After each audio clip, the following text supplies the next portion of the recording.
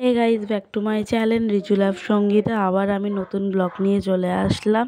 তো আমরা এখন দিদি বাড়িতে এসেছিলাম এই সকালে, এসে বিকেলবেলাতে একটু বজবজের ওপারের রাস্তা দেখতে যাচ্ছি।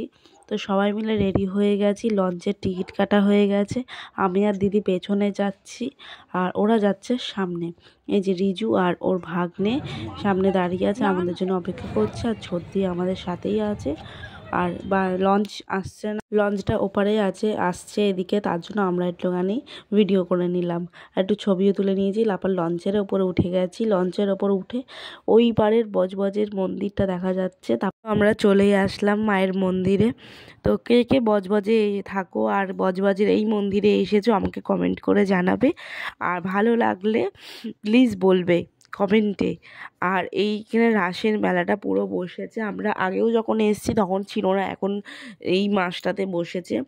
তো আমরা একটু গঙ্গার পাড়ে গিয়ে একটু চাটা খেয়ে নেব। তারপর আরেকটা জিনিস দেখাবো, এই দেখো এখানের সুন্দর সুন্দর মূর্তিগুলো। আমি এইগুলোর মানে কিছুটা বুঝতে পেরেছি আর কিছুটা বুঝতে পারিনি। তো তোমরা যারা যারা জানো তারা আমাকে বলবে। কিছুদিন আগে এইটা চলছিল, এখন বন্ধ হয়ে গেছে যেহেতু আমরা একদম ভাঙার আসে গেছি। একটা ভালো জিনিস তোমাদেরকে দেখাই, চলো। এই দেখো, এইটা আমি কিছু বলবো না, চুপ করে থাকবো, তোমরা শোনো।